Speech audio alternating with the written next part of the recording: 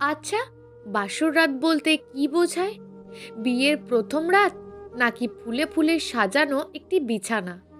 আমার ক্ষেত্রে কোনটা তা আমি বলতে পারবো না। তবে আজ 2 বছর পর আমার বাসর রাত, কারণ আমাদের বিছানাটি আজ ফুলে ফুলে সাজানো। আমার স্বামী মুরাদ বলল, সেই বিয়ের দিনের মতন শাড়ি গহনা আর ওই সাজেই নাকি সাজতে হবে। ও সেই বিয়ের দিনটাকে আবার ফিরিয়ে আনতে চায়, কারণ এই 2 বছরে সে আমাকে মেনে নিতে পারেনি। ও বলেছে এটা অন্যরকম বাসর রাত। আজ থেকে 2.5 বছর আগে আমাকে দেখতে আসলো একটি পরিবার। পাত্র, তার মা আর ভাবি আর ছোট বোন আসলো আমাদের বাসায়। আমি কখনো প্রেম ভালোবাসায় জড়াইনি, কারণ আমি আমার বাবা মার মনে কষ্ট দিতে চাইনি।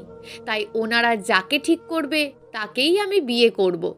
কিন্তু ছেলেটিকে দেখে আমার খুব ভালো লাগলো। আমি আর চোখে দেখলাম, একবার একটু তাকালো আমার দিকে। ছোট বোনটি জিজ্ঞেস করলো, কি ভাইয়া, পছন্দ হয়েছে? ওর ভাবি কয়েকটা প্রশ্ন করলো, আমি উত্তর দিলাম। তারপর আমি ভিতরে চলে গেলাম। শুনলাম ছেলেটার নাম মুরাদ। আমার কেমন যেন জীবনে এই প্রথম কোনো ছেলেকে ভালো লাগলো। একটা ব্যাপারে টেনশন হচ্ছিল যে ওরা আমাকে পছন্দ করবে কিনা, কিন্তু কয়েকদিন পর ফোন আসলো ওরাও আমাকে পছন্দ করেছে। পাকা কথা বলতে আমাদের যেতে বলেছে ওদের বাসায়। ওদের বাড়ি ঢাকাতে, আমাদের বাড়ি গ্রামে, একটু দূরত্ব। বাবা মামা আরও অনেকে গেল ওদের বাসায়। বাবা খুব খুশি ওদের বাড়ি দেখে। বাবা বলল, মা, তুই ওখানে সুখী হবি। তো বিয়ের দিন ঠিক হয়ে গেল। ছেলেরা আজকাল মেয়েদের সাথে এমনিতেই কত কথা বলে, আর মুরাদ হবু বউয়ের সাথে কথাও বলে না। আমার কত ইচ্ছে ছিল সারা রাত জেগে কথা বলবো, বাসর রাতের প্ল্যান করব। কিন্তু সে আমাকে একটা কলও দেয়নি আজ অবধি। আমি ভাবলাম পছন্দ হয়নি নাকি।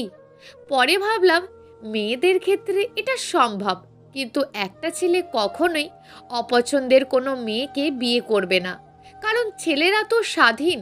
মেয়েরা অনেক সময় কিছু ভাবারও সময় পায় না পরিবারের খাতিরে। এগুলো ভাবতে ভাবতেই মা ফোন দিয়ে এসে বলল, এই নে কথা বল। আমি ভাবলাম ও বোধ হয়। বুকের ভিতর একটা মোচড় দিয়ে উঠল। এই প্রথম কথা বলবো। আমি হ্যালো বলতেই ওপার থেকে কণ্ঠস্বর ভেসে আসলো একটা মেয়ের। পরে বুঝতে পারলাম মুরাদের ছোট বোন। কি হবু ভাবি, কেমন আছেন? জি ভালো আছি, আপনি? আরে আমাকে আপনি আপনি করে বলছেন কেন, তুমি করে বলবেন। আচ্ছা, মা ভাবি ওনারা ভালো আছে? জি হবু ভাবি, সবাই ভালো আছে, শুধু একজন ছাড়া। কে সে? আপনার হবু বর। আসলে ভাইয়া খুব লজ্জা পায়, তাই কথা বলে না কোনো মেয়ের সাথেই। তাই বলে কি হবু বউয়ের সাথেও নয়। আমরা সবাই বকাঝকা করি, তাও ভাইয়া শোনে না। প্লিজ ভাবি, তুমি রাগ করো না। আর কদিন পরেই তো বিয়ে, দেখবে সব ঠিক হয়ে যাবে। আচ্ছা, কোনো সমস্যা নেই। আসলে আমি গ্রামের সহজ সরল মেয়ে। আধুনিক মেয়েদের মতন স্বপ্ন আমার থাকতে পারে, কিন্তু চাহিদা থাকতে নেই। আর ওদের মতন ফ্যামিলি আমাকে পছন্দ করেছে বা বিয়ে করছে, এটাই অনেক বড় কিছু। এখানে ছেলে আমার সাথে বিয়ের আগে কতটা ফ্রি হলো বা কতটুকু কথা বললো তা নিয়ে কারোর চিন্তাও নেই। দেখতে দেখতে বিয়ের দিনটি ঘনিয়ে এলো। মনটা আমার খারাপ, বাবা মাকে ছেড়ে দূরে চলে যাব তাই। তারপর ভাবলাম মেয়েদের জীবন তো এমনই, পরের বাড়ি যেতেই হবে। বরযাত্রী আসলো, বিয়ে পড়ানো শেষে দূরের পথ, তাই তাড়াতাড়ি রওনা দিতে হবে। বিদায়ের সময় বুকটা ফেটে যাচ্ছিল। গাড়িতে ওর পাশাপাশি বসে খুব ভালো লাগছিল, কিন্তু ও একটু সরে বসেছিল। আমি ভাবলাম লোকজন আছে তাই হয়তো লজ্জা পাচ্ছে। রাত 8টায় গিয়ে পৌঁছালাম ওদের বাড়িতে। 4তলা বিল্ডিং ওদের। 3তলার একটি রুমে নিয়ে গেল আমাকে। এটাই হয়তো মুরাদের রুম। অনেক ফুল দিয়ে সাজানো, অনেক অনেক গোলাপ আর রজনীগন্ধার ঘ্রাণে মনটা ভরে গেল। আমাকে খেতে ডাকলো। অল্প একটু খেলাম, কারণ অনেকটা টায়ার্ড ছিলাম। আর নতুন জায়গা। রাত 11টায় মুরাদ আসলো। আমার কেমন যেন ভয় ভয় করছিল। মা বলেছিল স্বামীকে সালাম করবি। আমি উঠে সালাম করতে গেলে ও পা সরিয়ে নিয়ে গিয়ে বলল, এই মেয়ে, এত আদিক্ষেতা দেখাবি না। আমি তোকে পছন্দ করি না। মায়ের চাপাচাপিতে আমি বিয়ে করেছি, আর তোর সাথে এক বিছানাও শেয়ার করতে পারবো না। তুই ওই সোফায় ঘুমাবি। আমার মাথায় আসমান ভেঙে পড়ল। এমনিতে কোনোদিন কথা বলেনি আমার সাথে, আর আজ প্রথম কথাই তার এত বাজে। কি স্বপ্ন ছিল এই রাতটাকে ঘিরে, আর আজ কি শুনতে হলো। আমার প্রচণ্ড রাগ হলো। আমি গহনাগুলো খুলছিলাম। আমার হাত জোর চাপ দিয়ে বলল, এই, এত রাগ আমাকে দেখাবি না। তোকে আমি কোনোদিন মেনে নিতে পারবো না, কারণ আমি একজনকে ভালোবাসি। তার কথা আমি ভুলতে পারবো না। জানিস সে কে? আমি মনে মনে বললাম, তুই কাকে ভালোবাসিস না বাসিস তা জেনে আমি কি করব? কাল সকালেই চলে যাব এখান থেকে। কাঁদতে কাঁদতে ঘুমিয়ে পড়লাম। সকাল উঠে ভাবলাম, মেয়েদের বিয়ে কয়বার হয়, আর আবার বিয়ে হয়তো বাবা মা দিল। ওই বিয়েতেও যদি সুখ না হয়, বাবা শুনলে অনেক কষ্ট পাবে। থেকে যাই, দেখি কি হয়। কিছুক্ষণ পর দরজায় নক করার শব্দ। ও লাফ দিয়ে উঠল। আমি চোখ বন্ধ করে ঘুমের ভান করে রইলাম। আমাকে ধাক্কা দিয়ে বলল, এই ওঠ, কি যেন এসেছে, বিছানায় এসে শুয়ে পড়। আমাকে বিছানায় শুতে বলে ও দরজা খুলে দিল। ওর ভাবি আসছে। সে বলল, কি, কেমন হলো বাসর রাত? ভাবিকে দেখে ওর মুখ একদম কালো হয়ে গেছে। কোনো উত্তর দিল না। আমি বললাম, ভাবি বসেন।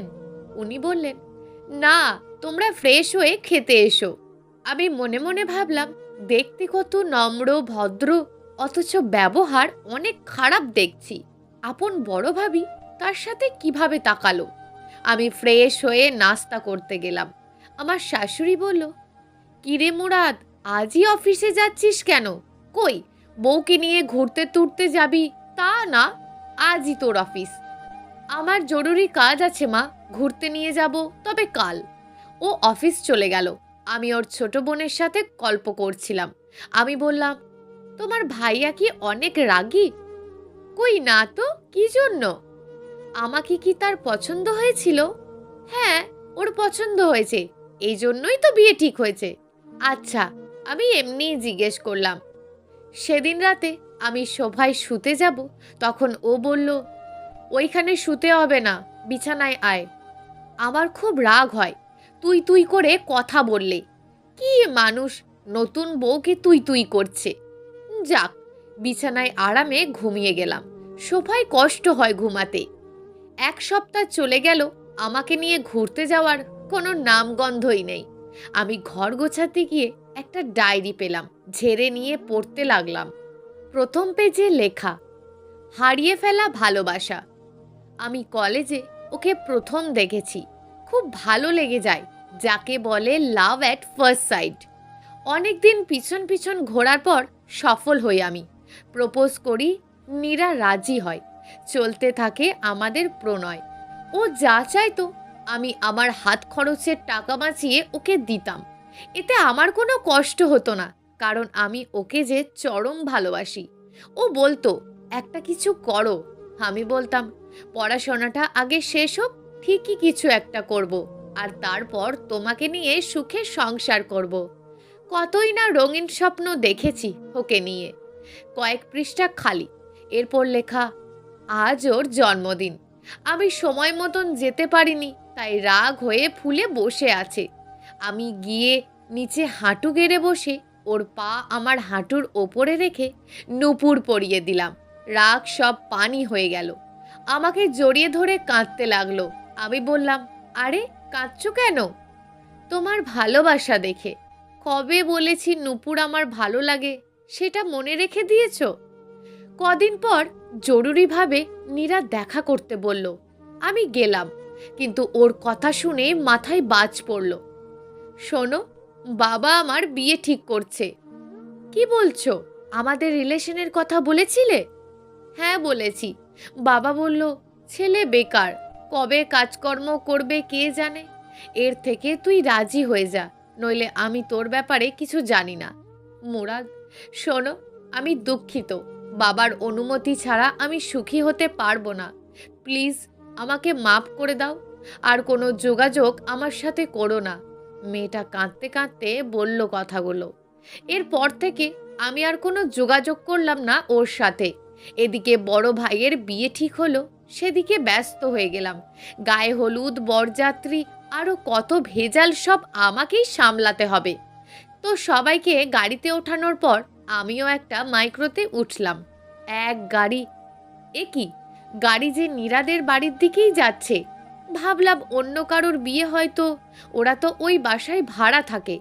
আমি কোনোদিন ওদের বাড়ির ভিতর যাইনি, তাই কিছু জানিও না ওরা কতলায় থাকে। কিন্তু সবচেয়ে বেশি কষ্ট পেয়েছি বউয়ের মুখ দেখতে যাওয়ার পর। এই যে নীরা, দূরে হলেও সহ্য করা যেত। আমার ভালোবাসার মানুষটি আমার বড় ভাইয়ের সাথেই রংঢং। এই পর্যন্ত পড়তে পড়তেই তাকিয়ে দেখি চোখ লাল করে মুরাদ দাঁড়িয়ে আছে।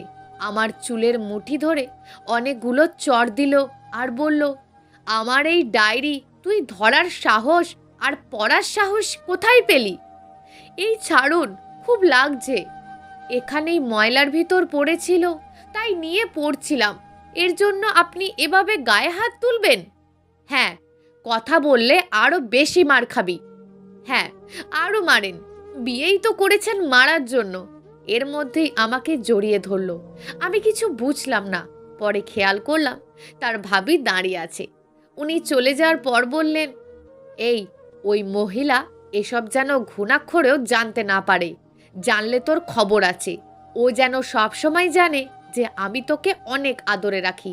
এই চল, এখন ঘুরতে যাব। আমি যেতে পারবো না। কেন যেতে পারবি না? আপনি দেখেন আমার মুখের অবস্থা কি করেছেন মেরে মেরে। আর মাথাটা প্রচণ্ড ব্যথা করছে। কাল যাব, আজ যেতে পারবো না। আর শোন, এই ডায়েরি আর কখনো ধরবি না।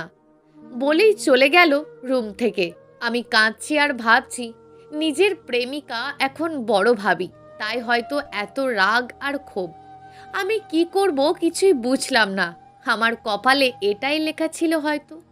দেখি ধৈর্য ধরে কখনো সুখ আসে কি। এইভাবে কখনো কখনো মার আর অল্প স্বল্প ভালোবাসায় কেটে গেল 2 বছর। নীরা ভাবির একটা ছেলে হলো। ও ভাবির সাথে কোনো কথাই বলে না, কিন্তু ভাতিজাকে খুবই আদর করে। একদিন অফিস থেকে এসে দেখলো আমি ওর ছোট বোনের সাথে গল্প করছি। আমার হাত ধরে টেনে নিয়ে গেল। আমি ভাবলাম আমাকে আবারও মারবে হয়তো, কিন্তু ওপরবালা আমার দিকে মুখ তুলে তাকিয়েছে।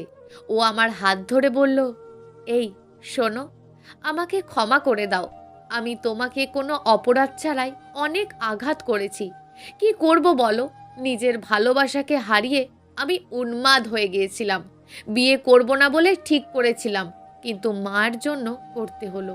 মা বলল আমি চিরদিন বেঁচে থাকবো না, তারপর কে তোকে দেখে রাখবে। তাই 7-5 না ভেবে বিয়েটা করে ফেললাম, কিন্তু তোমাকে মেনে নিতে পারিনি। আজ দেখলাম একটা মেয়ে পরকীয়া করতে গিয়ে ধরা পড়ে উল্টে স্বামীকেই মেরে ফেলেছে।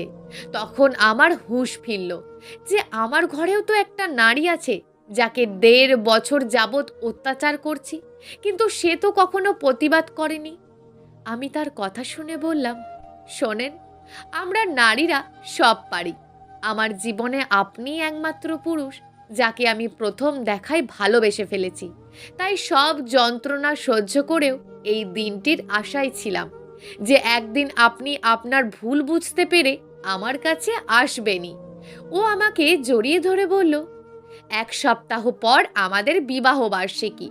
ওই দিন তুমি বিয়ের মতোই সাজবে। আমাদের জীবনে হবে অন্যরকম বাসর। আর একবার বলো, আমাকে ক্ষমা করেছো কিনা? আরে হ্যাঁ, করেছি। আজ সেই আকাঙ্ক্ষিত দিন। ভাবি ওনার বাবার বাড়িতে গেছে, মাও গেছে ওনার সাথে। ছোট বোন নাকি গ্রুপ স্টাডি করবে ওর বান্ধবীর সাথে। পুরো বাড়ি ফাঁকা, রুমটা সাজালাম ফুল দিয়ে। ও আর আমি মিলে অনেক কিছুই রান্না করলাম। ক্যান্ডেল লাইট ডিনার করবো আজ দুজনে। পার্লারের একজনকে বাসায় এনে আমাকে সাজতে বলল। আমি বললাম, কি যে পাগলামি করেন আপনি। ও বলল, এই যে আপা, ওকে একদম নতুন বউয়ের মতন সাজাবেন, শুধু চুলটা বাঁধবেন না, খোলা চুলে ওকে বেশি সুন্দর লাগে। আমি বাইরে থেকে আসছি। উনি সাজিয়ে চলে গেলেন। আমি নতুন বউ সেজে বসে আছি। এরই মধ্যে একটা কণ্ঠস্বর ভেসে এলো, কেউ আছেন বাড়িতে? আমার বাইরে যেতে লজ্জা করছে, তাও গেলাম। অনেক সময় ধরে ডাকছে। দরজা খুলে দেখি মুরাদের নিথর দেহ পড়ে আছে। আমি একটা চিৎকার দিয়ে মাথা ঘুরে পড়ে গেলাম। চোখ মেলে দেখি আমি বিছানায়, আমার ছোট ননদ সামনে। ও আমাকে বলল, ভাবি, ভাই আর নেই, তোমার জন্য গিফট আনতে গিয়েছিল, রাস্তা পার হওয়ার সময় অ্যাক্সিডেন্ট হয়। আমার নাম কল লিস্টে থাকায় আমাকে ওই লোকেরা ফোন দেয়। আমি সব জানতাম আজকের কথা, তাই সবাইকে সরিয়ে বাড়ি ফাঁকা করে দিয়েছিলাম। কিন্তু এ কি হলো ভাবি? এই নাও, ভাইয়ার পকেটটিতে এই প্যাকেটটি ছিল, দেখো। আমি খুলে দেখলাম একটা স্বর্ণের চুলের ক্লিপ আর একটা চিঠি। পড়তে শুরু করলাম। প্রিয়, আমি জানি না তুমি আমাকে ক্ষমা করেছো কিনা। এই ক্লিপটা তোমার জন্য। অনেক আঘাত করেছি তোমার ওই সুন্দর চুলে, তাই আজ নিজের হাতে পরিয়ে দেব তোমার খোলা চুলে, আর শতবার মাপ চেয়ে নেব। কি পারবে আমায় ক্ষমা করতে? ইতি, মুরাদ। আমি চিঠিটা বুকে জড়িয়ে কেঁদে কেঁদে বললাম, মুরাদ, এই কি ছিল তোমার অন্যরকম বাসর রাত, যে বাসর ঘরে তুমিই নেই? বন্ধুরা, গল্পটি কেমন লাগলো তা অবশ্যই নিচে কমেন্ট করে জানাতে ভুলবেন না। আর যদি আপনাদের গল্পটি ভালো লেগে থাকে তাহলে একটি লাইক করে চ্যানেলটিকে সাবস্ক্রাইব করে রাখুন এই ধরনের নিত্য নতুন গল্পগুলি শোনার জন্য।